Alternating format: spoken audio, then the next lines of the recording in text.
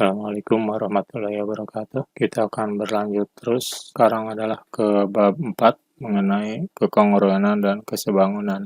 Tapi dalam kesempatan ini saya akan membahas mengenai kekongruenan saja. Yang pertama adalah kita harus mengenal kata-kata kunci, yaitu kata-kata yang penting. Yang pertama kongruen, kemudian faktor skala, dan sebangun. Kompetensi dasar yaitu kemampuan siswa yang harus dimiliki setelah pembelajaran ini. Siswa harus dapat menjelaskan dan menentukan kesebangunan dan kekongruenan antar bangun datar. Kemudian dapat menyelesaikan masalah yang berkaitan dengan kesebangunan dan kekongruenan bangun datar. Kita bahas mengenai kekongruenan bangun datar. Dua bangun yang mempunyai bentuk dan ukuran yang sama dinamakan kongruen.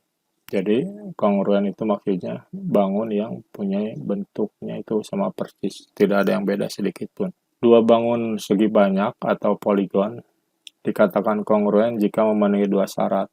Yang pertama adalah sisi-sisi yang bersesuaian sama panjang dan sudut-sudut yang bersesuaian sama besar.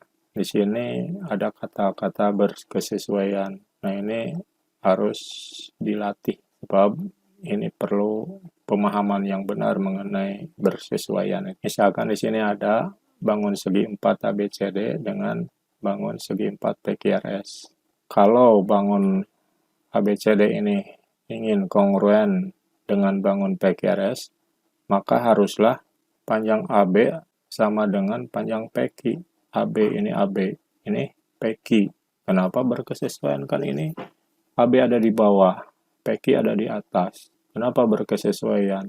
Jadi bukan masalah di bawah atau di atasnya, tapi masalah urutan dari kata-kata yang dipergunakan untuk bangun ABCD.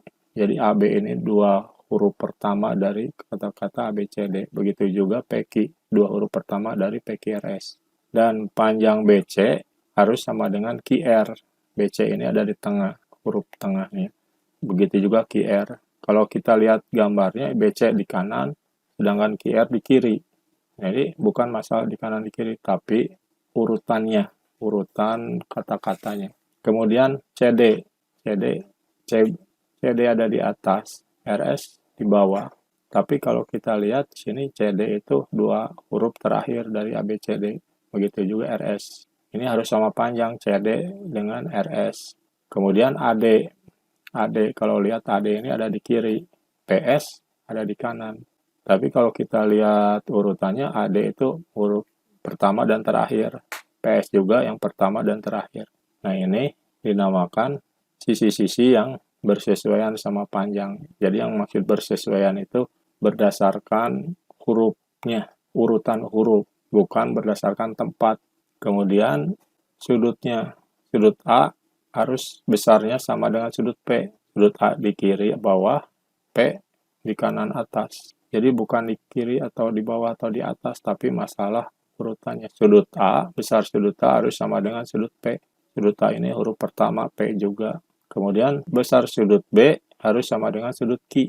Kalau lihat kita kedudukannya di sini, B ini di kanan bawah, Q di kiri atas. Tapi bukan itu yang dimaksud, tapi masalah B ini huruf kedua, Q juga huruf kedua di PQRS. Besar sudut C harus sama dengan sudut R.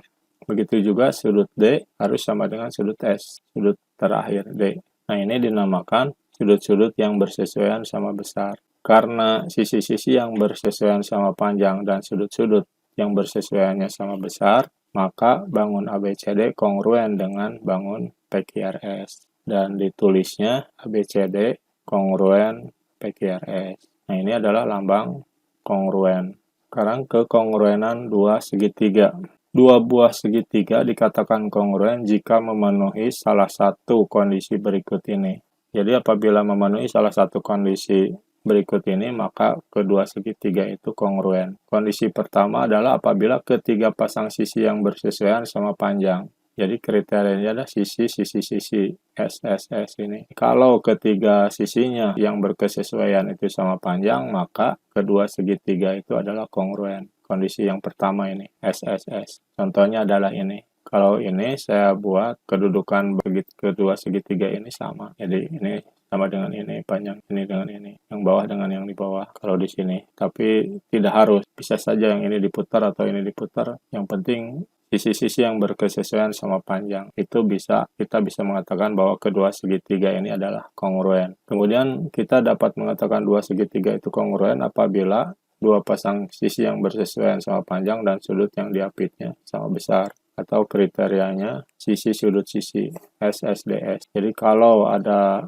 sudut sisi yang berkesesuaiannya itu dua pasang sisi yang bersesuaian sama panjang dan sudut yang diapitnya sama besar, maka kedua segitiga itu kongruen seperti ini. Ini dua sisi dan sudut apitnya yang diapit oleh dua sisi ini. Dua sisi sama panjang yang bersesuaiannya, kemudian sudut apitnya juga sama besar, maka kedua segitiga ini adalah kongruen. Kemudian kondisi yang ketiga apabila dua pasang sudut yang bersesuaian sama besar dan sisi yang menghubungkan kedua sudut tersebut sama panjang. Kriterianya sudut, sisi, sudut. Ini. Sudut ini dengan sudut ini sama besar, sudut ini dengan ini sama besar, kemudian sisi yang menghubungkan kedua sudut itu sama panjang. Maka kedua segitiga ini kongruen. Yang keempat, apabila dua pasang sudut yang bersesuaian sama besar dan sepasang sisi yang bersesuaian sama panjang. Kriterianya sudut-sudut sisi SDS. Apa bedanya dengan yang nomor 3 tadi? Yang ini sudut, sisi sudut. Jadi kalau sisi sudut sisi ini, sisinya itu di antara kedua sudut. Kalau yang ini, kita lihat tidak di antara dua sudut. Sudut,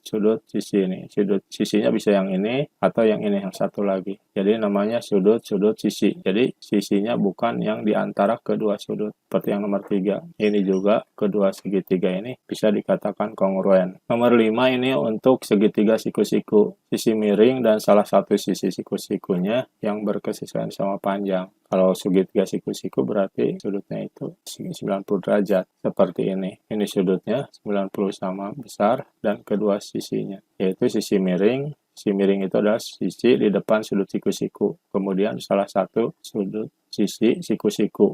Sisi siku-siku ini namanya sisi siku-siku adalah sisi yang mengapit sudut siku-siku. Contohnya, selidiki apakah segitiga RQT yang kiri kongruen dengan segitiga SQT yang kanan SQT. Dan apa akibatnya? Jawabnya kita lihat karena RT sama dengan ST. RT ini sama dengan ST. Alasannya diketahui. Jadi untuk membuktikan bahwa kedua segitiga ini kongruen harus ada alasan. Alasannya itu ini diketahui. Jadi tidak perlu dituliskan 6 meternya, tapi diketahui aja. Kemudian RQ sama dengan SQ. RQ sama dengan SQ. Juga diketahui kedua sisi ini sama panjang. Kemudian juga TQ dengan teki, karena ini namanya juga teki dengan teki, ya pasti sama itu juga kan, teki dengan teki. Alasannya adalah berimpit. Maka segitiga RQT yang kiri ini kongruen dengan segitiga SQT, alasannya sisi. Akibatnya ketiga sudutnya juga akan sama besar. Sudut R sama dengan sudut S, sudut STQ atas kiri sama dengan atas kanan. STQ, RTQ sama dengan STQ. Kemudian TQR, RTQR yang kiri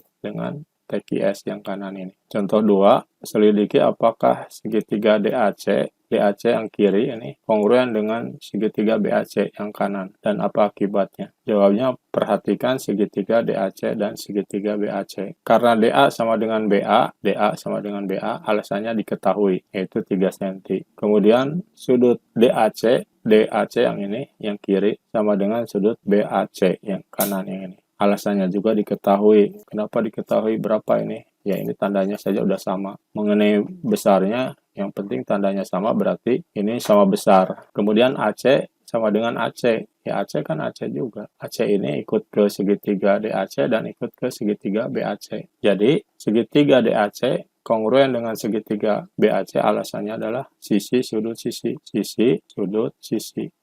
Maka akibatnya karena ada dua sisi diketahui yang sama, berarti sisi yang ketiganya juga pasti sama, yaitu sisi CD dengan sisi BC. Kemudian yang satu sudut sudah diketahui, maka dua sudut yang lainnya juga pasti sama, yaitu sudut D di sini dengan B ini, atau ADC yang ini dengan ABC yang ini. Kemudian sudut DCA yang ini yang kiri dengan sudut BCA, itu akibatnya. Kemudian contoh 3, perhatikan jajar genjang ERIT.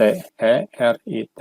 Ini ada jajar genjang. Tunjukkan bahwa TP sama dengan RO. Tunjukkan bahwa panjang TP sama dengan panjang RO. Jawabnya, perhatikan segitiga TPE. TPE yang ini, yang kiri. Kemudian dengan segitiga ROI. Karena di sini ada banyak segitiga, jadi kita perhatikan yang TPE yang ini dengan ROI yang kanan. Kita lihat ini. Sudut TPE yang ini, sudut ini sama dengan ROI yang ini. Alasannya apa? Ini sama dengan ini. Alasannya adalah 90 derajat kusiku. Kemudian TE sama dengan RI. TE ini panjang TE ini sama dengan panjang RI. Alasannya apa? Alasannya adalah sifat jajar genjang. Apa sifat jajar genjang itu? Sisi-sisi yang berhadapan itu sama panjang. Yang kiri dengan yang kanan, kalau di sini yang atas dengan yang bawah. Jadi ER juga dengan TI itu sama panjang. Kemudian apalagi yang ketiga, alasan yang ketiga, bahwa segitiga TPE dengan segitiga ROI itu kongruen. Kalau TPE dengan ROI kongruen, berarti akan TP akan sama dengan RO gitu.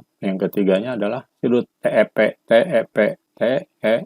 sudut yang di sini, TEP, sama dengan RIO. Sini. Kenapa ini nggak ada tandanya? Kenapa sama? Alasannya adalah sudut dalam berseberangan. Masih ingat apa itu sudut dalam berseberangan? Sudut dalam berseberangan ini adalah salah satu sudut di antara dari materi pembelajaran di kelas 8 yang membahas mengenai dua garis yang sejajar dipotong oleh garis lain. Salah satunya ada yang namanya sudut dalam berseberangan. Di sini mana ini dua garis yang sejajar? Ini TE dengan IR ini sejajar. Kenapa sejajar? Karena sifat dari jajar genjang. Sifat jajar genjang itu dua garis yang berhadapan ini sejajar dan sama panjang. Jadi yang kiri dengan yang kanan ini sejajar, yang atas dengan bawah juga sejajar. TI dengan ER juga itu sejajar. Kemudian sudut yang dibentuknya itu yaitu sudut TEP yang di sini dengan RIO di sini, ini namanya sudut dalam berseberangan. Masih ingat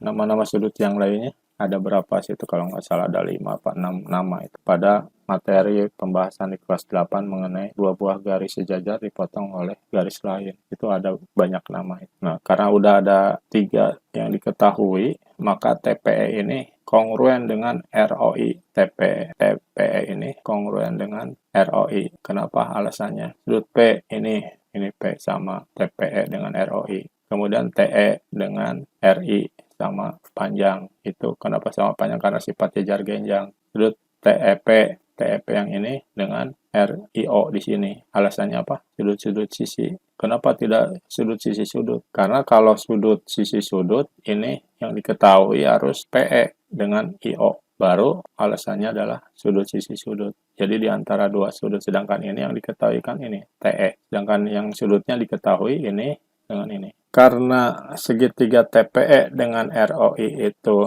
kongruen, maka TP sama dengan RO. Jadi, jangan saja dulu mengenai kekongruenan dari bab 4 yang bisa saya sampaikan dalam kesempatan kali ini. Saya tutup dengan wabillahi taufiq wal hidayah. Assalamualaikum warahmatullahi wabarakatuh.